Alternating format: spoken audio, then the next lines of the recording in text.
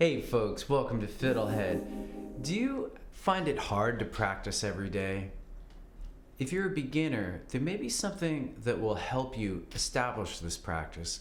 It's called the 2-minute rule. I just learned about it from a writer named James Clear.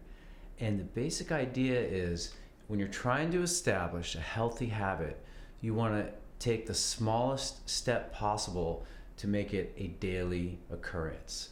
And so the 2-minute rule says that whatever the habit is you're trying to create, you find a way to do it for just 2 minutes a day. So if you want to make running a daily practice, you put on your running shoes. That's all you're required to do.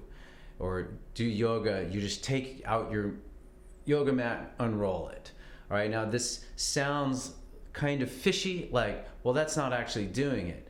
But the point of it is that if you do that one little step that takes 2 minutes and you do it every day, you're gearing your mind towards practice, okay? So I want to take this idea and talk about it with music practice.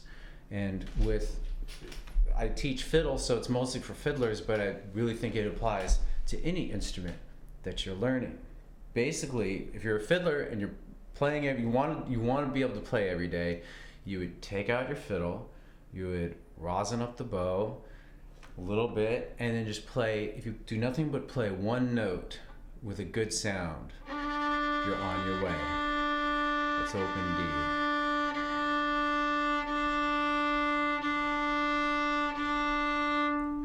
This simple ritual will ground you in daily practice, okay? So already you might have some questions and maybe some objections that I would like to answer.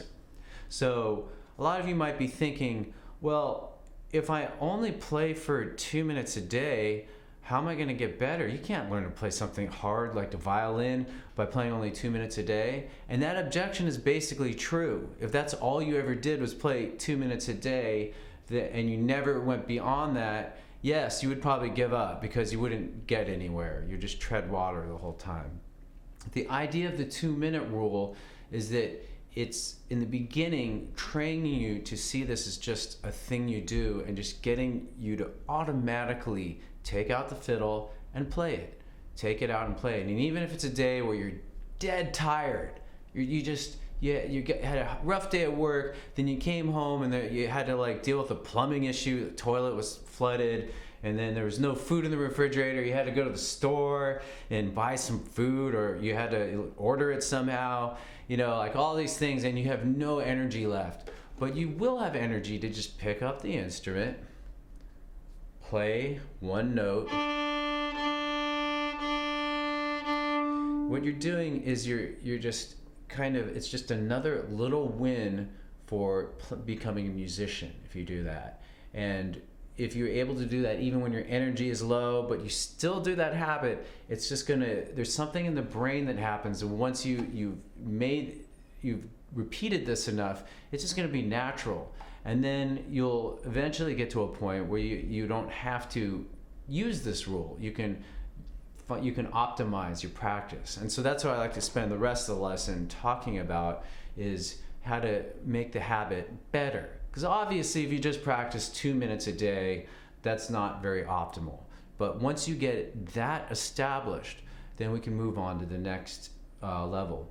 I've talked about this for a long time in a different way. Just play every day. And if you're a fan of Fiddlehed or follow what I've been doing, you may be getting sick of hearing me say that. Sorry if that's true, but play every day is such a deep practice because it's so simple. You just remember that, and easy to remember. And then you just, for all the conflicting information you have about learning an instrument, or can you learn it as an adult? And a lot of people are wondering that, and you can. Anybody can learn this if you play every day. And so the 2-minute rule, as I see it, is just another version of what I've been saying, play every day. But it's a specific practice to get you going, okay? So once you have established this, the next level is to kind of have a little bit more time every day.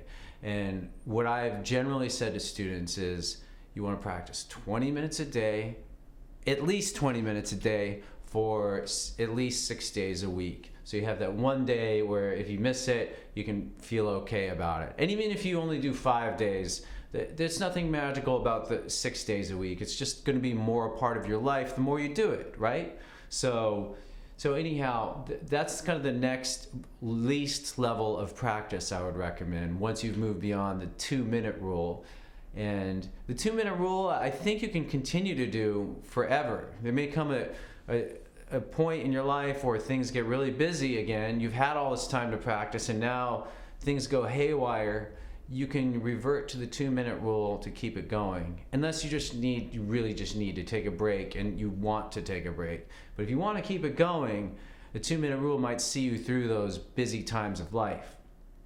So now I'm going to spend the rest of the lesson talking about other ways to optimize the habit of practice. One is to find the best time and space. So for you, when do you have the most energy and excitement to practice? Try to discover that. Maybe you don't know, so you have to experiment if you don't know. Maybe in the morning. I know some students who get up at 5 in the morning and practice before everybody gets up, and so that's when they have their time. And frankly, that sounds like a good idea. I don't get up that early, but I love being able to practice in the morning. So whatever that is, and then whatever time that is, find that. And then the space is important too. You want to have a space that you don't feel like you're disturbing others. You want to have a space where you feel like not distracted. So you don't want to practice in the room where you normally watch TV. Probably not a good idea, because you'll be more tempted to watch TV. Okay? Hopefully that makes sense. So once you establish a good time and space, another aspect of the space I'll touch on is that some of you might live in an apartment and you have neighbors or you have roommates or your family or something, and you don't want to play too loudly or something, or you want to play late at night, so you can use something called the practice mute. I'm going to grab one real quick. So this is a little rubber thing that fits on the bridge that makes it quieter. So if it's normally sounds like that and I put on the practice mute, I don't know what percentage, it's maybe like 50 to 60% of the volume. You could probably play pretty late with that. Okay, so the next kind of practice habit to look at is the optimal length of time. So it's good to set a minimum. Again, like going back to the 2-minute rule or 20 minutes a day, but find some base level that's like you're gonna do every day, okay? And then you can go beyond that if you feel like it. Another thing to do is, another practice habit to look at is in terms of making the practice better and optimizing it, is to think about deliberate practice. And that's a huge, deep subject in its own, and it's really the basis of everything I teach on Fiddlehed. But basically it's saying, like, if you're learning a tune, like Blackberry Blossom or something, you don't always just play through the whole thing. You remember what is hard for you, and you focus deeply on those hard parts. So maybe it's the first 4 notes.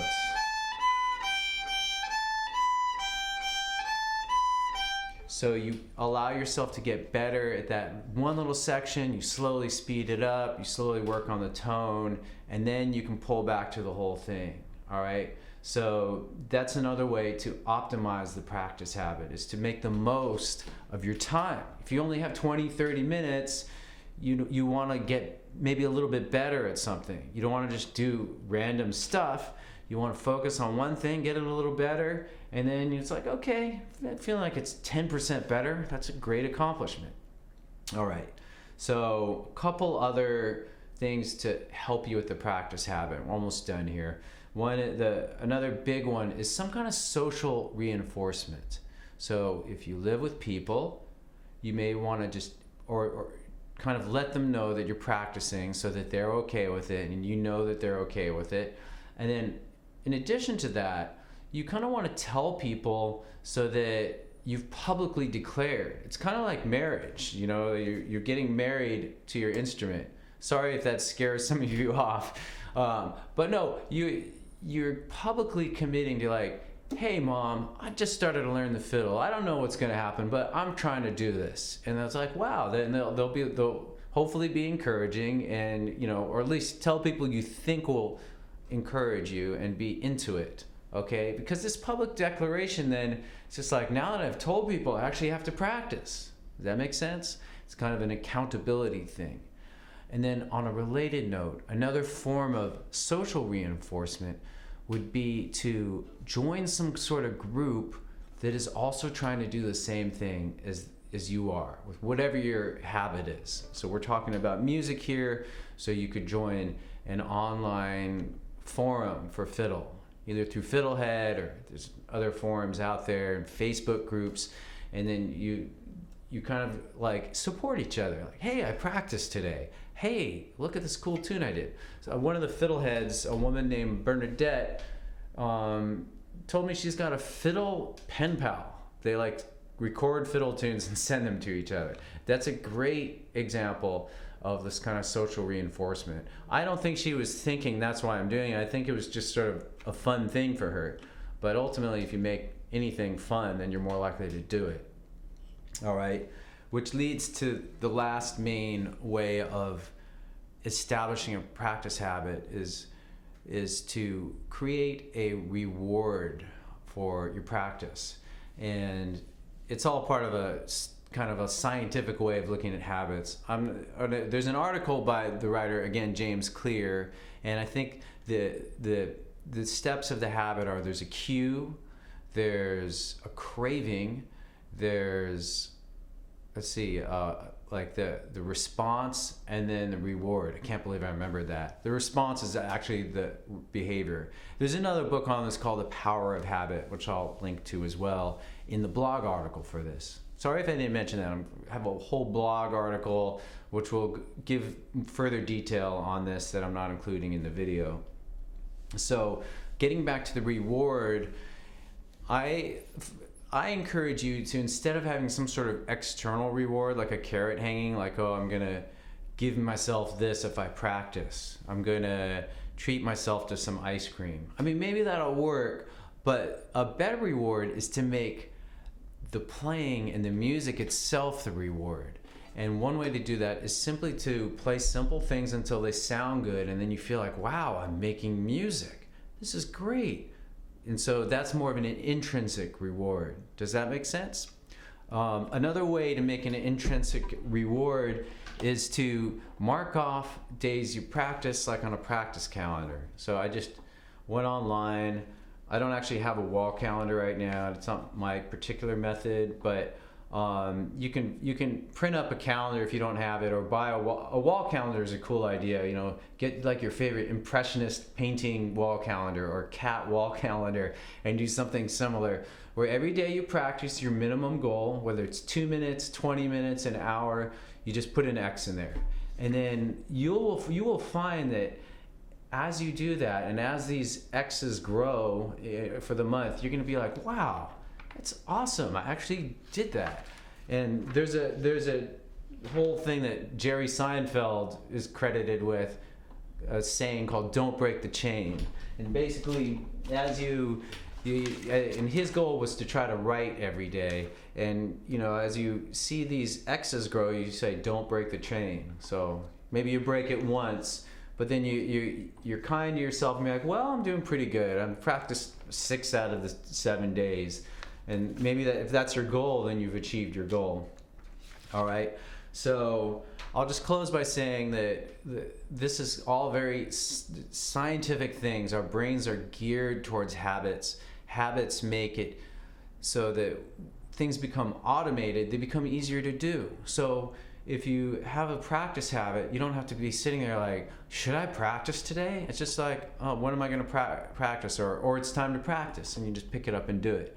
And then that way, it's less of an expensive thing for your brain on your mental resources. You're spending less because it's just already taken care of, right? You don't have to think about it. You don't have to decide anything. It's a habit. It's like brushing your teeth. Should I brush my teeth today? No, it's just like, it's time to brush my teeth. That's where we're trying to get with practice. So why don't you give all this a try? Let me know how it goes. And, as usual, I'll just say thanks for watching. It's fun making these little videos for you.